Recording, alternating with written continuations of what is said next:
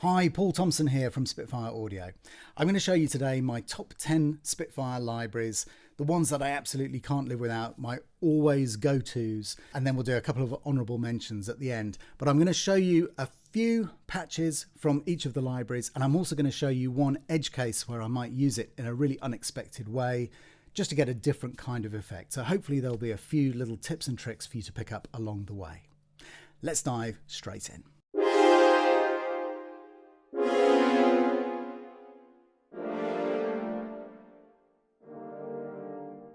I just love the horns in Abbey Road One. They are absolutely beautiful. If we look at these staccatos,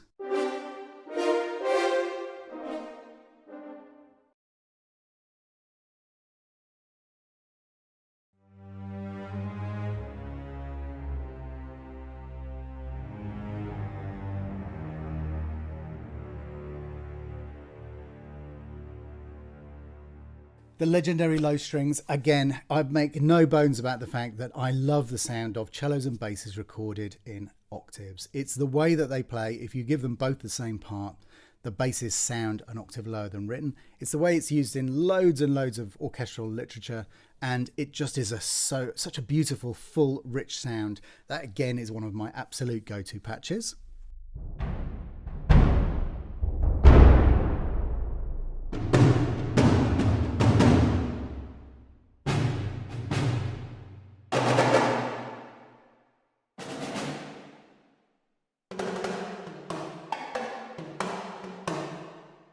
There's just a wealth of glorious percussion sounds in Abbey Road One. They are the perfect thing for that, Abbey Road sound, the back of the orchestra, punching out that stuff. It reminds me of John Williams, Jerry Goldsmith, Alan Silvestri. It's that sound. It's the sound of, again, my childhood, watching these great films with their amazing soundtracks in the 80s and 90s. I just love it. They sit so well. We worked with Simon Rhodes, the incredible recording engineer, and the percussionists themselves to really tune into that kind of impact sound. We reference some Jerry Goldsmith scores, for example, to get that really punchy, incredible, lively sound.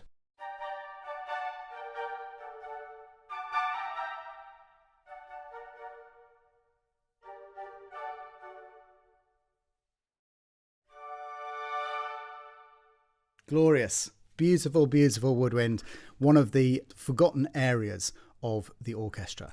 Now, my wild card in this is going to be the Glock. Now, it sounds great on its own.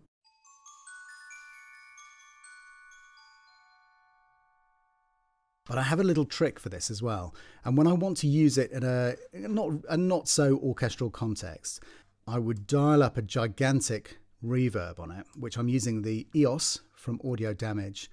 And as you can see, I've got a massive decay time. I'm using the Super Hall, which I love, 7-second decay. And then secondly, I would put on Echo Boy, and I'm just going to put a really simple ping pong here.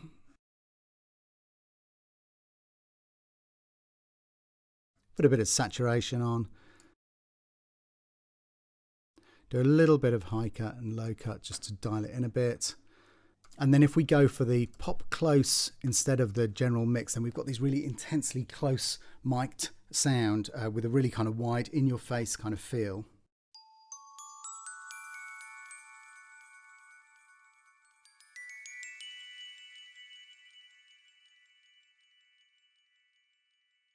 Which gives you this really beautiful swirling kind of crystalline feeling. You can also use it to get into the bar on things. So if you've got a kind of a chord change or an impact on a specific bar, you can use it like a kind of descending figure, like this kind of thing. And if you imagine that last note lining up with the head of the bar of the key change, then you'll get that beautiful kind of ongoing scattering effect that will just continue into the new section. It's a really lovely effect. So that's Abbey Road One.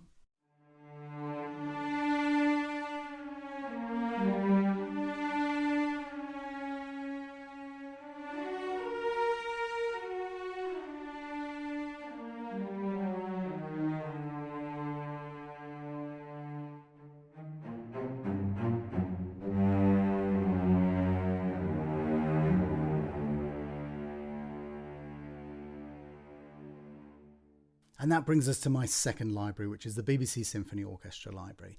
Now, the first time I heard the BBC Symphony Orchestra's performance of the Harry Potter theme, I was staggered at how incredibly virtuosic, and not just virtuosic, but how musical and how intense and passionate it was. Absolutely extraordinary. And I've just found the strings in this library one of my absolute go-tos, because they just have that rich depth. The players play together in such a way that it just combines into this really beautiful, beautiful sound. And I think you can hear there, I just love it. It's a sound that I really, really recognise and feel as being part of the kind of British tradition of musicality.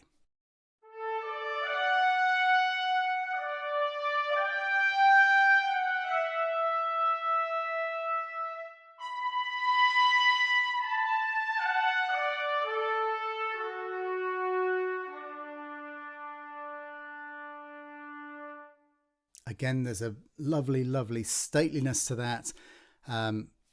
What can I say? It's a fantastic, fantastic trumpet sound. But one of the real hidden gems in here for me is the harp.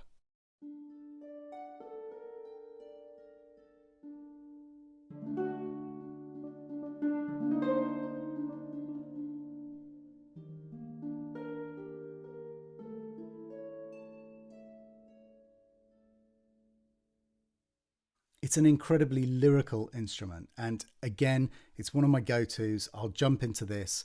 I'll sometimes, if I'm going to use two harps in a piece, which I really, really love doing, getting one harp to one side and the other harp to the other side, I will use this on one side and the Skylar harp, the Spitfire harp, on the other side, which complement each other really beautifully. Now, they're recorded in different rooms, but it really doesn't make that much difference. They're both very similar kind of reverberation. Obviously, air has a longer tail, but you can easily dial that in by using the mic controls. If you then blend by putting a little bit of an overall reverb on, which I would always do in any case, the differences in the tail lengths just disappear anyway. So it's a great combination, those two sounds together. Now, at the risk of repeating myself, I'm going for the epic reverb thing again. And what I'm doing is I'm taking the cor anglais. Now I'm going to pile on effectively 3 reverbs here, because we've got the reverberation of Maida Vale, which is recorded and balanced into this Jake Jackson mix, which I'm using. I've also dialed in cinematic rooms, and I've put a tiny bit, if I show you my setting on there, a tiny bit of extra on there. So I've got 3.7 seconds reverb on there. And then on the EOS, I'm using the same 7-second reverb. Now, you might think, well, that's just ridiculous using 3 reverbs. Who would ever do that? But just check this out.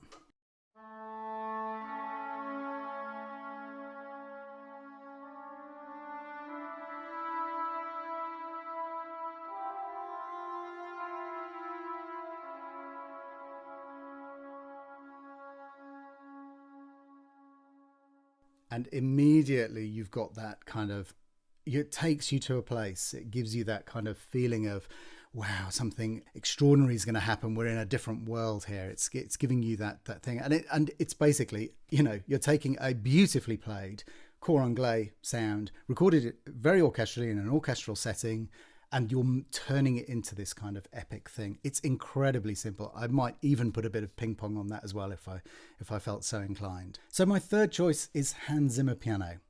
Now, I've said before, I love using this piano to write with. I will use generally just one mic. I'll have something that's either a close mic, one of the close mics that matches the kind of timbre of the piece that I'm writing or gets me in the mood inspiration-wise. Or I might use the sound of the hall. I might use the tree mics or something like that. Now, I know Hans has said that he loves sitting in the hall at night after everyone's gone to write and feeling that kind of sound enveloping you. And you absolutely get that feeling with this by using the tree mics and just putting some headphones on. You can lose yourself in the beautiful sound of the hall. It's all about inspiration. What you're playing needs to be inspiring you with its own sound, even if what you're writing isn't going to end up as piano. So my favourite sound in this library, bar none, is the super soft patch, and it sounds like this.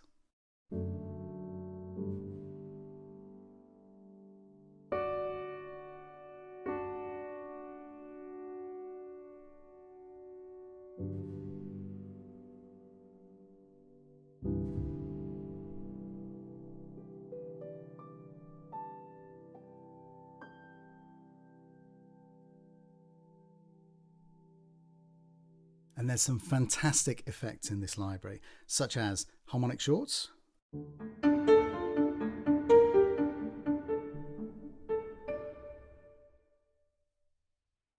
these beautiful long plucks,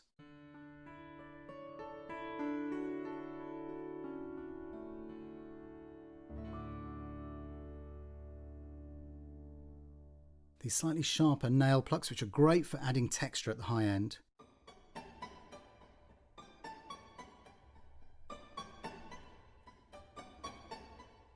Now you can also do my old favourite trick of adding a bunch of reverb onto this to get that kind of ping out into space.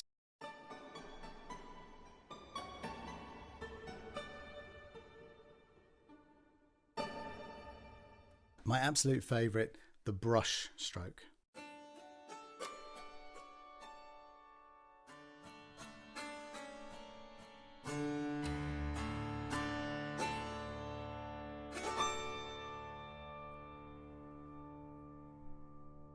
Now, my favourite little quick tip for this would be to use the muted piano. I will transpose it down an octave, which means that when I play it alongside the Abbey Road spiccato legendary low strings, it's playing at the same pitch as the bass is, and then the cellos are an octave up, and that gives you this fantastic ostinato sound like this. Let's adjust the balance a little bit.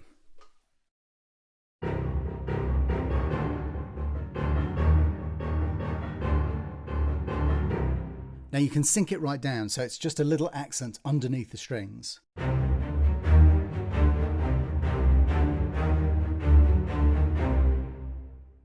And it's still in there, but it's adding that depth and it's adding a bit of impact. If I gradually increase the volume,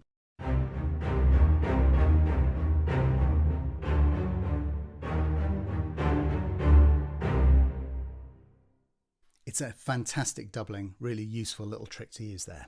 So my fourth selection is Albion ONE. Now this is a fantastic library to sketch with, and one of my go-to sounds in this is the woodwind ensembles.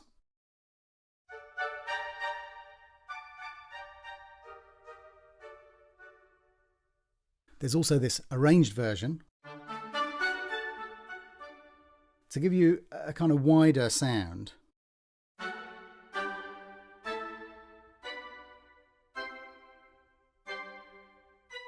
So it sounds more like it's kind of been orchestrated, and it gives you two fantastic alternatives, one of which will always lock into the kind of thing that you're doing. But it would be remiss of me not to mention the strings.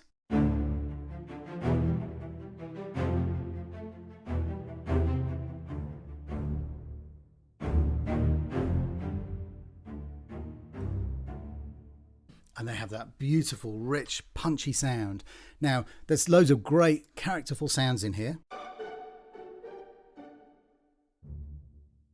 But one of my favourites, and I know Christian uses this a lot, is the consort, the muted strings. And they sound absolutely beautiful.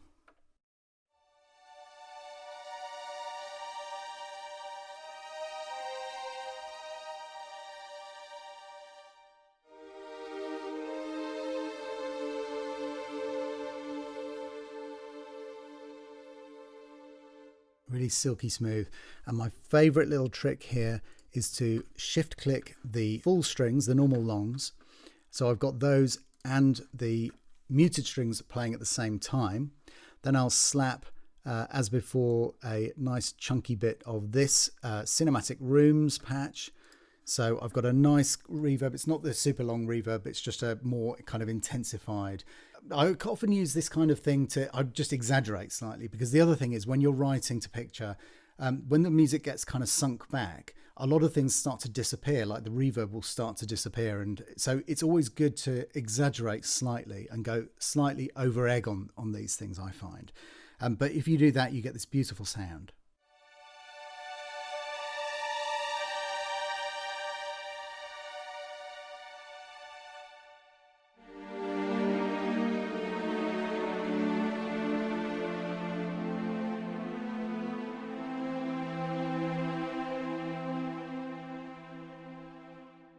And I've seen John Powell use this trick a lot. It's having half the strings muted and half of them not muted, so you get the full body from the unmuted strings and the really silky air sound from the muted strings.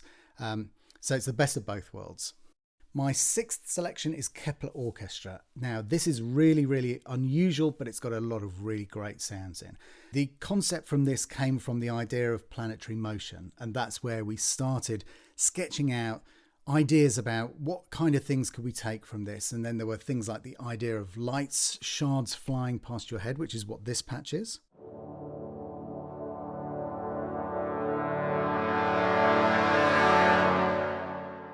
Now you'll notice that the grid has all of these different subdivisions: duple, triple, quintuple and septuple.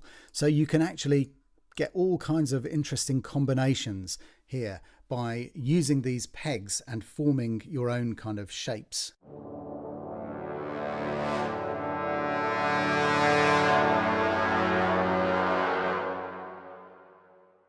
Now the effect of that is kind of almost like these streams coming past you. It's a really, really great effect. But we also have these great Doppler type sounds.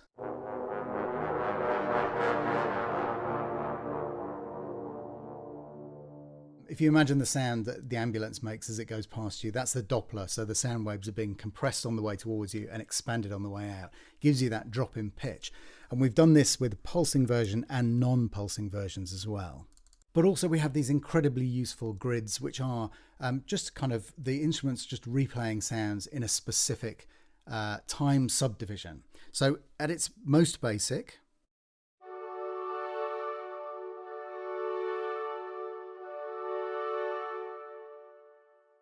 but obviously you can get really, really creative with this.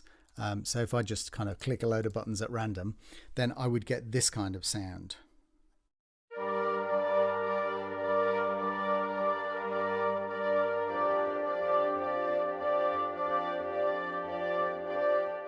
And you can hear that all of those things are interacting, and you could pre-plan this so that you assign certain rhythms to certain notes.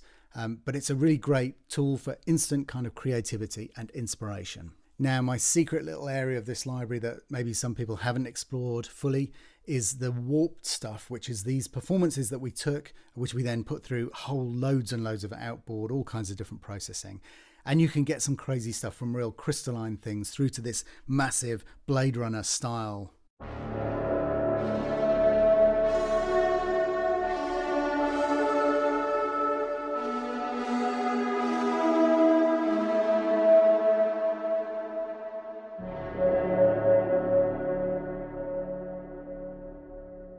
Solo strings, my sixth selection, makes it into almost every orchestral track I do.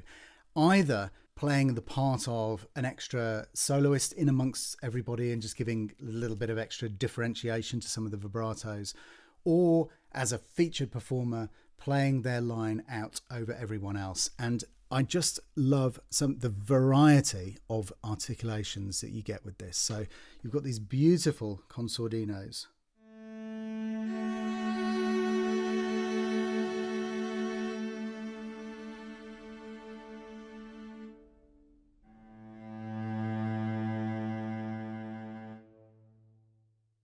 These lovely flatandos.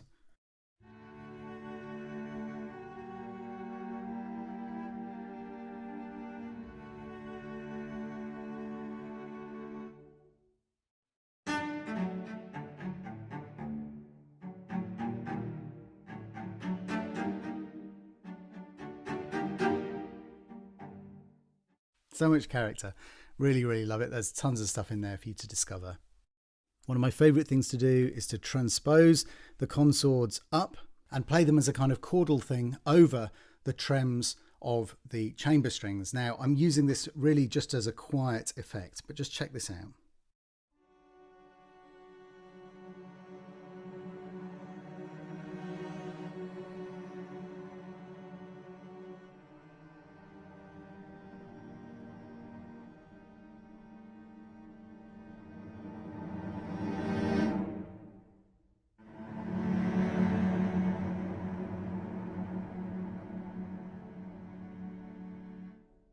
And it works really beautifully. Which brings me on to selection 7. It's the chamber strings, and I love them. And I know that everybody knows how much we love the chamber strings, but there is just so much stuff in here to find. It's a really, really small section, 4-3-3-3-3. So very unusually small, but when you're playing the ensembles patch, you know, it feels kind of small, but also quite chunky. And that's a combination of the fact that we're blending between the sections, but also that you've got the room, the hall in air does have this tendency to kind of amplify and add gravity to the sound. Now, apart from all the usual suspects in here, these consords, the soltastos and all that kind of stuff, one of my favorite sounds is to be found in the extended section, and I'll show you where you find that. If we open up advanced, extended, and then we load the core and decorative techniques. Zoom out a bit so you can see. Now here you can see there is all kinds of stuff in here. I mean, we really went to town. There's loads and loads of different articulations that you can use. It's very, very detailed indeed. But one of my absolute favorite things to play with is the extended trills, so minor third and perfect fourth trills. Now they're great for building up these chords. So for example, that gives me the G and the B flat. That gives me the D and the F. So together,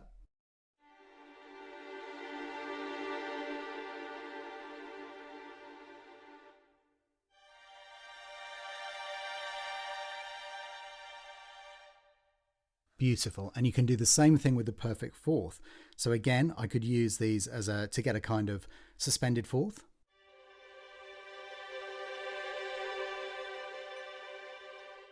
Or I could stack them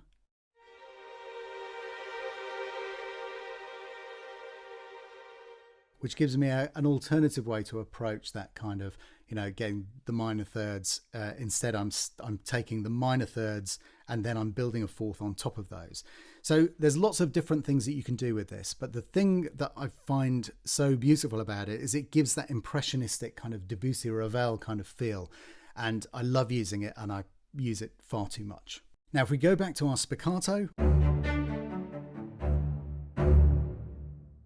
I'm going to do something a bit naughty. I'm going to call this 7B, and I'm going to extend my 7th selection to include SSO, but it's the chamber edition of SSO, and I'm going to show you something which I believe not enough people use, and that is the extended low instruments and also the low woodwinds as well.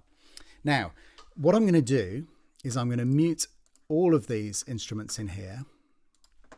Now, a few of these I've got transposed. So this is also a little trick. The contrabass stuff, I've got transposed -12, contrabassoon -12, so that and the contrabass clarinet as well. So we'll end up with this stacking with the stuff playing down the octave to get the contrabass sound where it should be. But I'm going to show you the effect of gradually adding stuff in. So let's put the strings into record. So I've just got those spiccatos down there. Now I'm just going to have the tenor trombones doubling. Sounds pretty good. You might also add the bass trombones. That sounds good, doesn't it? Sounds great. Maybe you might add the contrabass trombone though. Now the contrabass trombone is down the 12, so it's down the octave. Now you might put the tuba in. What does the tuba add? A really, really different colour, especially when you hear it ringing around the hall. And the contrabass tuba,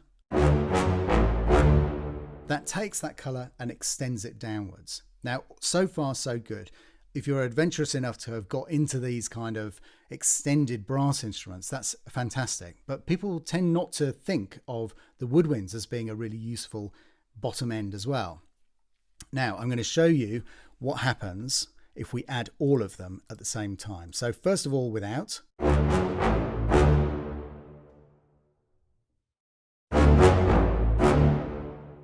Now let's just mute the brass off and listen to those with the strings. What are you getting from those then? So first up, the bass clarinet. Now it's amazing how much it punches through, even through a full string section, even though it's a smallish string section. it really can punch through. With the contrabass below it, bassoons, adding the reedy sound, and then the contrabassoon. So this is giving you a massively extended bass end. I mean, the woodwinds can even go down below the lowest note of the extended double bass, because they can go down to that B flat. It's a much neglected but really, really important element to orchestration, adding in these low woodwinds. And if you make sure that you're using them, especially when you need the extra punch and impact down the bottom end, you're really going to get absolutely great value from them. Selection 8 is Glass and Steel. Glass and Steel is a version of a library that Christian and I have recorded on a number of different occasions in the past and totally rinsed on everything that we're doing. But been really, really surprised that people don't kind of immediately get how incredibly useful this could be. So this version of it is in the eDNA engine, and we've prepped it with some delays and reverbs and things like that. There's all kinds of great stuff in here, but I'm going into the section of the library that is just the raw glass sounds with a little bit of effects. And I'm going to show you, this is the Alsace glass.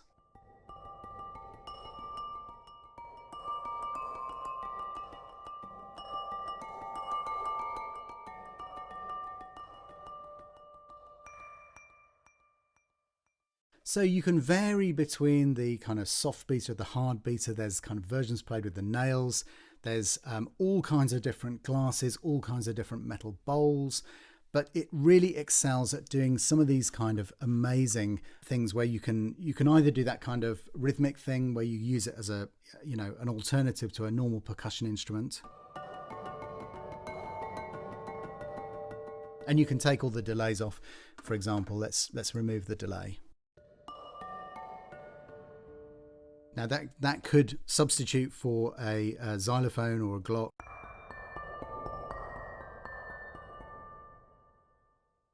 But you can use it with the delays back on for these kind of, again, the sprinkle that happens into the impact of a bar. So,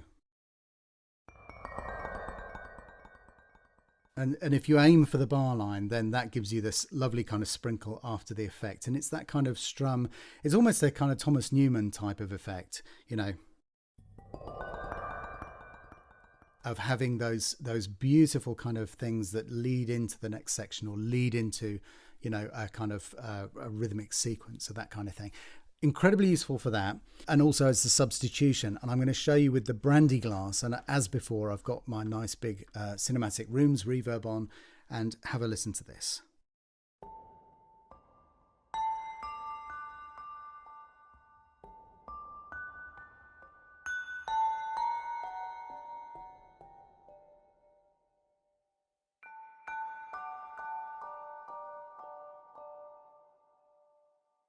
Just amazingly useful when you want something that doesn't immediately sound like, oh, I know what that is. So it takes you into a slightly unknown sound world, but it gives you such character, and it gives you the feeling of something like your, you know, marimba, your kind of glockenspiel or whatever. Very, very useful, that is. And if we really want to go nuts and put EOS on as well,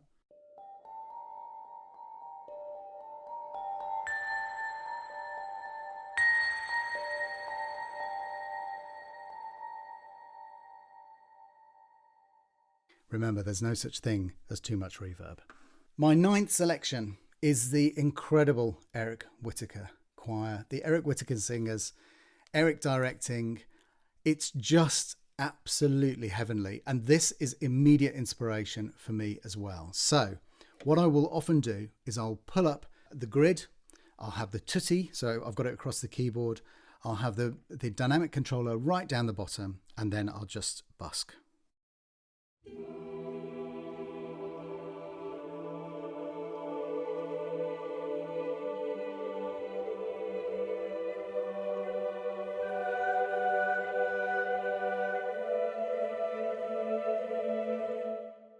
So obviously we've got something rhythmic happening here, but we don't have to do that. You can do any kind of, you know, go for the simple thing.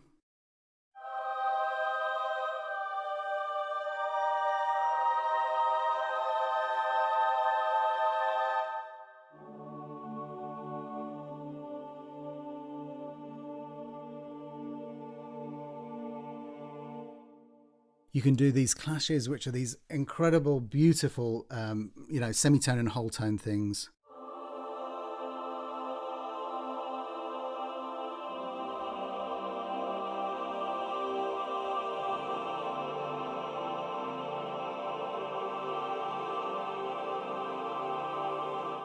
In the non-Evo section, we have this remarkable collection of really very, very staggeringly beautiful sounds.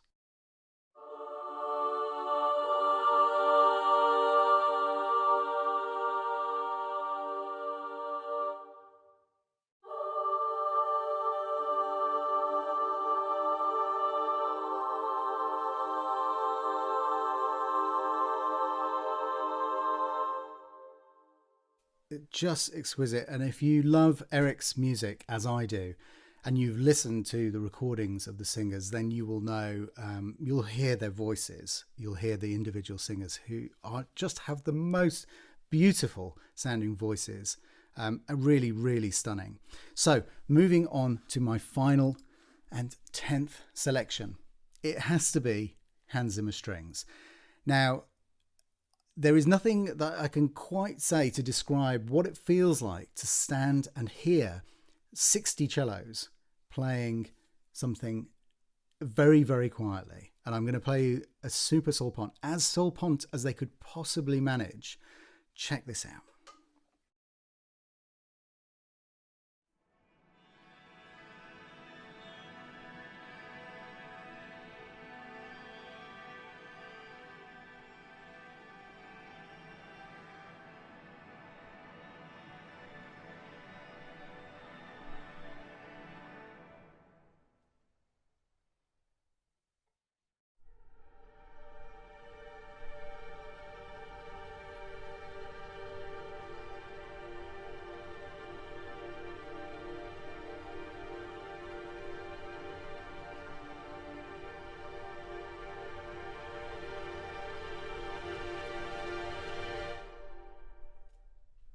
Just the most extraordinary sound. We've also got a variety of full-on sounds, as you might expect, which goes everything from your kind of standard spiccato. When you start to break out the sections, then we go to these 20 cello sections, and we can go, let's load up the right hand 20 cellos. I mean, the amount of stuff in here is ridiculous, but I'm going to just play you one of my favorite sounds, which is this spiccatissimo.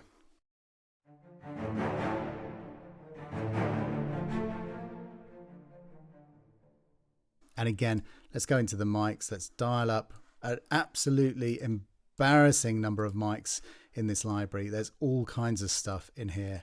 You can really get any kind of sound that you want.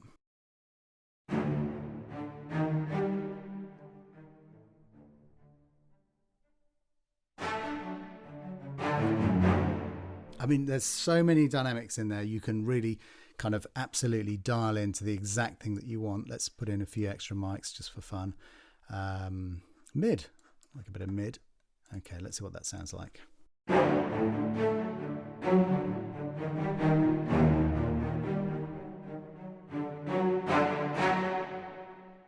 Goes really almost pont at the top. It's got that fantastic sound.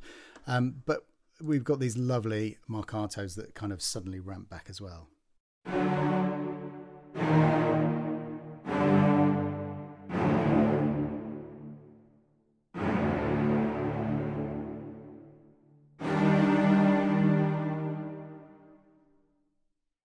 There's so much to love in here, but I'm going to show you something that I do that is really, really weird. So I'll dial up some spot mics on the 60 violins. I mean, I don't even know what I'm doing. And then once I've got all of that loaded up, I'll pick a lovely soft consordino sound. I'll put on loads of reverb. Now, what I'm doing here, there's a huge difference between recording something in the space in which it's recorded and then taking the close mic signal and putting it through a reverb. Now, in almost all circumstances, for normal, getting a kind of really good quality, realistic sound, I would say you need to mic the room. You need to have the room in the signal. But what I love to do is to make a really weird sound by not having the room in the signal and just using a false room, the reverb instead. And in this instance, you get this kind of sound.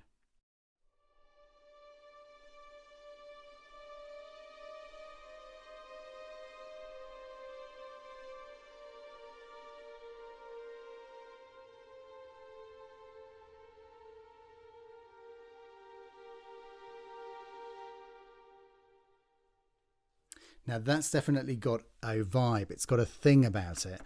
And just to show you what the difference is, I'll then turn off all of these spot mics.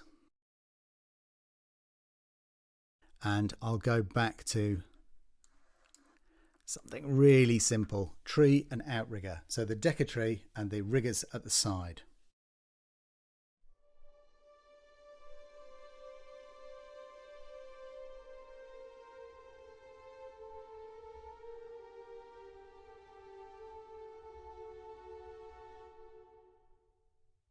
So you can hear the difference in the sound. Now for me, that sounds great. It's a really beautiful sound. There's nothing like this insane number of players playing beautifully and softly and getting that kind of rich silken tapestry of sound. But there's such a rich variety of playing styles in there as well that you can really, the combination of the playing styles and the different microphones mean that you can really kind of dial up almost any sound that you can imagine. But you can also use it to do, straightforward kind of ostinatos and all that kind of stuff as well. So that rounds up my top 10 libraries, my top 10 desert island, couldn't live without, absolute must-haves, ones that I tend to reach for all the time. Now, of course, honourable mentions have to go to things that have only just made it into my template, which are Albion Solstice, which is an absolute corker. It's got some really, really beautiful stuff in there. Very, very unusual from the mind of my amazing business partner, Christian Henson. All kinds of curiosities and incredible imaginings. And also hammers from the brain of Charlie Clouser. What an insanely clever and brilliant musician. And he's put together this drum library recorded at his home, which is just absolutely extraordinary sounding. And so if you haven't checked that out yet, you really must check that out. Already every single patch from that library is now in my template, and I've had a lot of fun using it, as you can hear on my demos. I'm also going to be looking at that on my YouTube channel as well. So thank you very much. If you made it to the end, congratulations. Thanks for listening, and we look forward to seeing you on the next one. Bye bye.